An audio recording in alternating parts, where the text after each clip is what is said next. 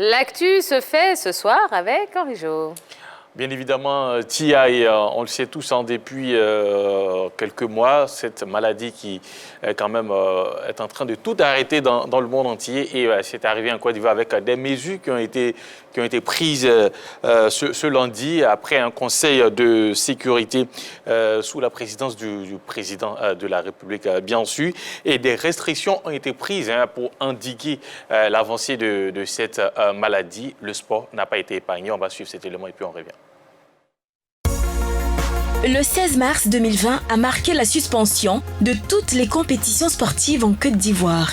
Une décision qui s'applique depuis la publication du communiqué du Conseil national de sécurité qui s'est réuni lundi avec à sa tête le président de la République, Alassane Ouattara.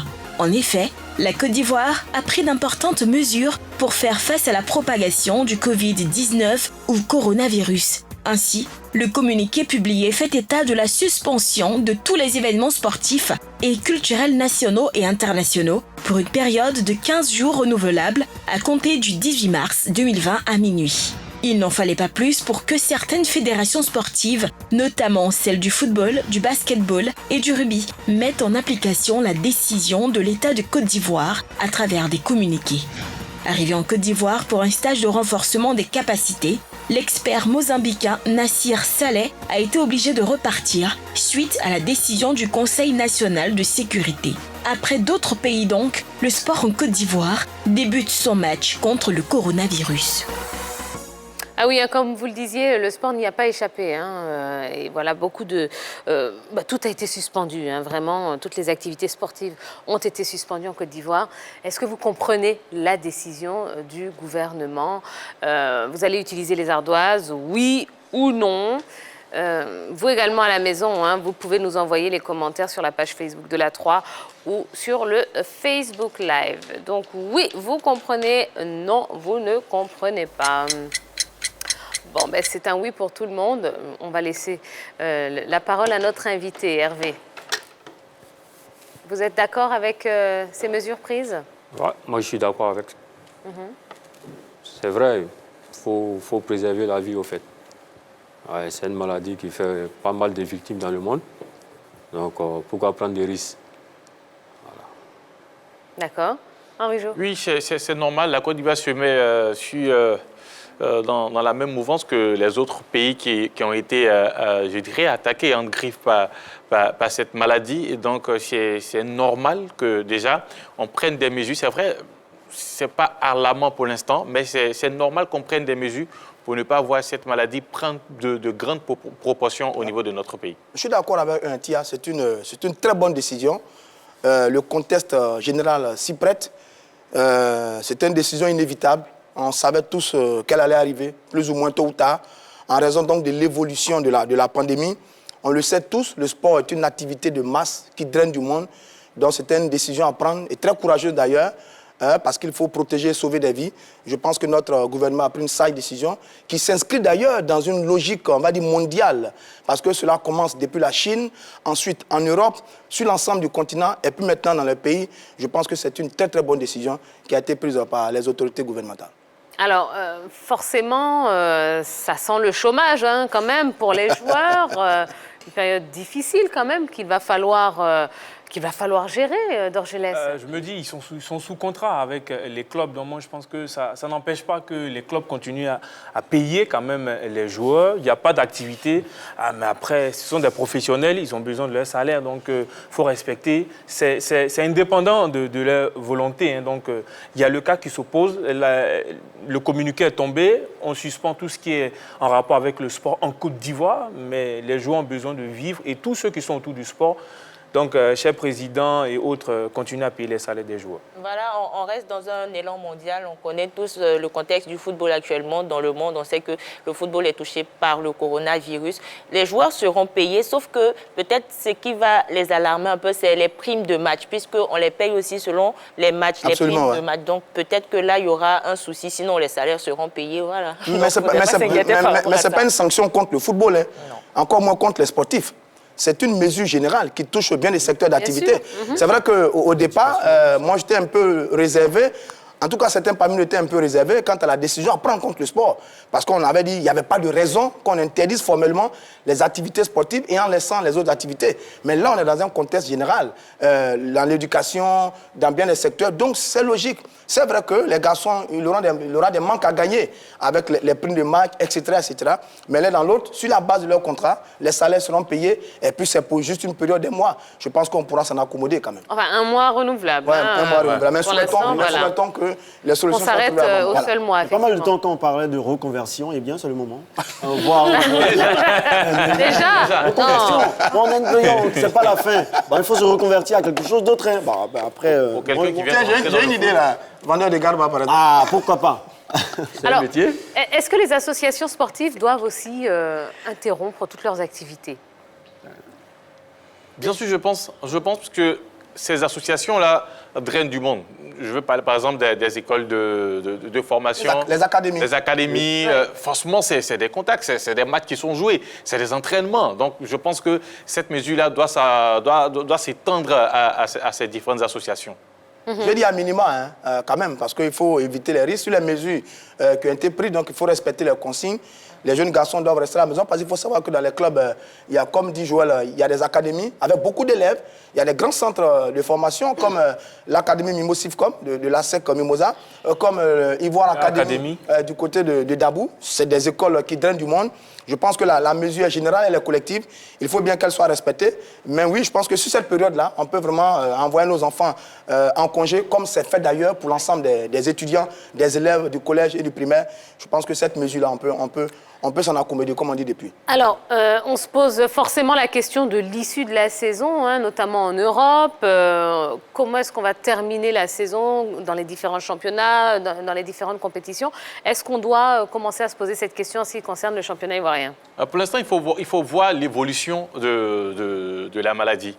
Parce que, comme je le disais tout à l'heure, il n'y a pas de feu en la demeure pour l'instant. C'est vrai, ce sont des situations qu'on veut vraiment cerner pour ne pas qu'il y ait trop de cas ou de personnes infectées en Côte d'Ivoire. Mais c'est des solutions. Je pense qu'au fur et à mesure que la situation va avancer, on verra comment ça évolue. Et puis, si on doit reprendre les compétitions, on les reprendra. Dans le cas contraire, on continuera d'appliquer ces mesures-là.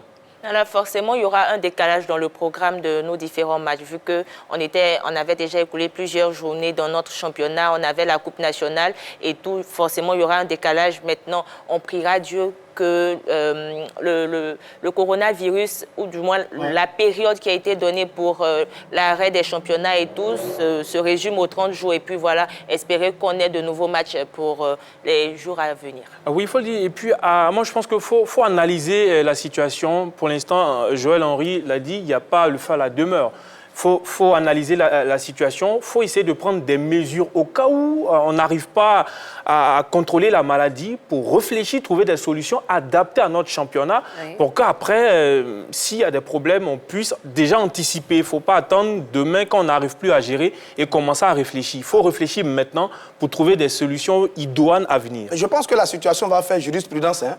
Parce que dans l'histoire du football, c'est rarement on a eu affaire à ce type de cas. Oui. Je crois que c'est avec la Deuxième Guerre mondiale, à l'époque, que les championnats avaient été interrompus. Jusque-là, les tests des différentes associations nationales ne prévoient pas ce genre de cas. Là, en ce moment, on est face à des cas de... Soit qu'on applique l'année blanche, soit qu'on reporte, on décale la fin des championnats, soit qu'on organise des tournois finaux pour boucler les saisons, ou alors on parle d'un report simplement. Donc pour l'instant, tout le monde est en train de cogiter et naturellement la Fédération de football doit cogiter également. Alors forcément, il y aura des conséquences, hein, notamment des conséquences financières. Alors, comment les fédérations et les clubs doivent se préparer justement pour faire face à ces conséquences financières? Aucun contrat, je pense, et à mon avis, aucun contrat de retransmission ou de sponsoring n'a prévu un tel scénario. Donc, ça sera maintenant aux différentes parties de discuter. Au cas où la maladie venait à perdurer, c'est de discuter maintenant sur comment comment s'entendre sur peut-être ce qui a été déjà engagé comme peut-être flux financier dans les différentes compétitions pour pouvoir s'accommoder. Parce que c'est vrai, cette saison, ça peut ne pas marcher, mais bon, on peut prévoir d'autres issues en ce qui concerne les saisons à venir. Donc, Bon, j'ai une très belle proposition. On appelle, désolé Henri Joël, excuse-moi, j'ai une très belle proposition qui mérite d'être entendue. Chaque club appelle ses joueurs. L'entraîneur, bon, pas l'entraîneur, le dirigeant du club appelle son joueur. Alors viens, on te donnait 200 millions par mois. Et bien là, il y a le Corona. C'est pas de notre faute. 200 millions. Abidjan ici. Non, pas Abidjan, Ah, pas forcément Abidjan. Pas forcément Abidjan, c'est un exemple. Voilà, ça peut arriver à Abidjan. Voilà. Et les 200 millions, on voit qu'avec le Corona, on ne peut plus te donner la même somme. Donc nous, on veut te donner 2 millions. Ça t'arrange, ça t'arrange pas. Bon, après, je sais pas. Hein. Oui, c'était juste ma proposition. Mais c'est très belle proposition. oui, De 200 millions à 2 millions. Mais il y a la maladie. Mais après, il y a la maladie. Est-ce qu'on était vraiment au courant que la maladie allait venir? Non. Donc Alors, après, on s'arrange à l'amiable. On rappelle qu'il y a d'autres fédérations qui ont interrompu leurs activités. Le rugby a complètement cessé. Le basketball aussi a complètement cessé, puisque il y a certains joueurs de NBA qui sont touchés, qui sont porteurs du coronavirus. Donc voilà, c'est comme ça. C'est une situation globale. C'est une situation globale, effectivement. Alors, on va continuer donc avec Ahmed Hervé Diomandé. Actuellement, vous êtes sans club. Est-ce que vous avez eu d'autres propositions? Bon, maintenant, non. Mais quand j'ai quitté la SEC, il y avait des propositions. Voilà, j'ai eu des propositions à l'extérieur. Et au dernier moment, ça ne s'est pas fait. Voilà, le contrat était déjà là. Et le billet d'avion était déjà là. Il suffisait juste de prendre ma valise et partir.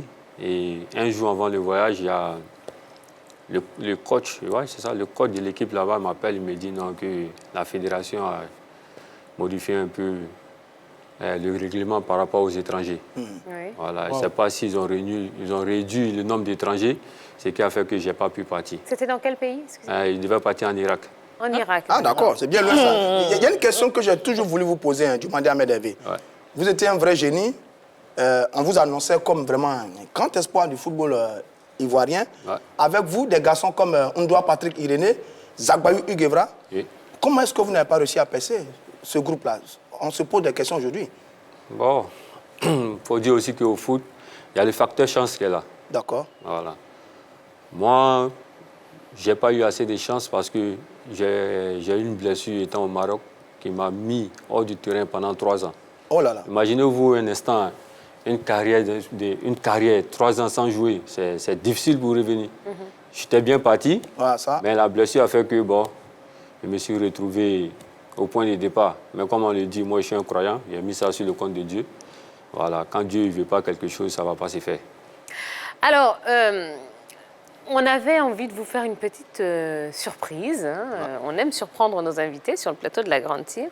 Et il y a un de vos amis qui a tenu à vous passer un petit message. On vous laisse découvrir ça en images, et on en parle juste après. Ok. Yo le mec, j'espère que tu vas bien. Petite vidéo pour toi, petite vidéo de formalité pour toi, pour te dire qu'on est avec toi, on te soutient, on est avec toi comme tu es avec nous. Et c'est juste une épreuve divine. Sache une chose, et tu le sais déjà, c'est que de Dieu le Très-Haut, il éprouve les personnes qu'il aime le plus. Un homme sans épreuve dans ta vie, il faut avoir peur. Et je te sais fort, je sais que tu vas surmonter. Je ne vais pas me mettre là et puis dire beaucoup de courage, et le moral, et le mental, non. Et je te dis une seule chose, frère, c'est que ton deuxième nom, c'est le mental. Donc, on est avec toi. C'est juste une formalité. Prends soin de toi, et puis très bonne émission. Et j'espère sincèrement, franchement, j'espère sincèrement, que tu n'as pas fait tectonique si ta vilaine tête t'a parlé t'asseoir sur le plateau des gens. Allez, big up à toi, très bonne émission, et puis coucou à toute la compagnie. Ah bon, là, c'est raté. Il a fait. Il le connaît très bien. Au moment où j'ai aimé le speech, les formalités, tu as compris les formalités. Pas les formalités. Et si le Sigololo FC t'appelait? Est-ce que tu allais partir? Non, c'est bon. Je dis vague. Bon, après, vraiment. À toi l'antenne. Alors, on a bien reconnu le gardien de la SEC, Cissé Abdul Karim. Quels sont vos rapports déjà? Cissé, on a fait le centre ensemble. Oui. On va dire depuis l'âge de 16 ans c'est connu. Aujourd'hui, moi j'ai 32 ans, lui un peu plus, 33 ans. Donc imaginez-vous un peu quel rapport on peut avoir. Si nous sommes restés ensemble jusqu'à maintenant, c'est que l'amitié, c'est vraiment fort entre nous. Les liens sont forts. Alors, il vous dit vraiment de vous accrocher, que c'est une épreuve. Dans quel état d'esprit vous êtes aujourd'hui? Moi, je suis toujours positif.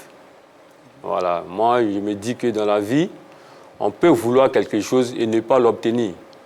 Voilà. Si dans le foot, ça ne passe pas, ça peut passer ailleurs. Je ne suis pas ce genre de personne qui dit non, il faut forcément réussir au foot, il faut forcément réussir au foot, et puis oublier un peu que, à part le foot, on peut réussir quelque part d'autre.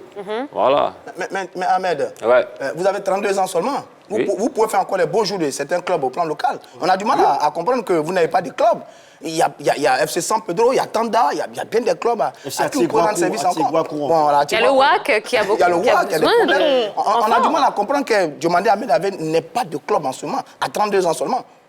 Bon, après ce qui s'est passé en début de saison, vu mon contrat raté en Irak, il faut dire que j'ai pris un coup. Je suis un homme fort, fort mentalement, mais là, c'était un coup dur. Donc, je n'ai pas voulu tout de suite m'engager avec un club. Bon, qu'est-ce que je ferais dans un club si mentalement je ne suis pas bien? Ah, d'accord. On m'atteint un certain niveau, je signe et puis je suis en bas. Vous voyez un peu ce que ça peut faire, ce décalage-là? Donc, j'ai préféré rester comme ça et me refaire un moral et puis après, essayer de rejouer. OK. Donc, c'est pas fini le football, hein? Non, ce n'est pas encore fini. 32 ans, c'est jeune. Moi, je me dis que même à 40, 43 ans, on peut jouer. Tant qu'il y a la santé, Oui. on peut jouer. Il y a un Japonais ici, si je me trompe, qui a peut-être 50, je ne sais pas combien. Mais Roger Mila a joué jusqu'à 40 ans. il joue jusqu'à maintenant. Mais pourquoi pas moi? C'est ça. S'il y a la santé. Quand il y a l'argent, on ne joue pas beaucoup. Hein. Quand il y a l'argent, à 33 ans, on prend la retraite. Ah, mais il a assez d'argent. Il a assez d'argent, mais un jour. Ben, très bien. Ah ouais, c'est vrai. Très Et bien. tout, il a arrêté à quel âge? Et tout, fils. Très jeune, apparemment, calcul en 25 ans. Non. Tu suis pas le sport, toi. D'accord, merci. Allez, on continue le cours de notre émission avec le plus d'actu.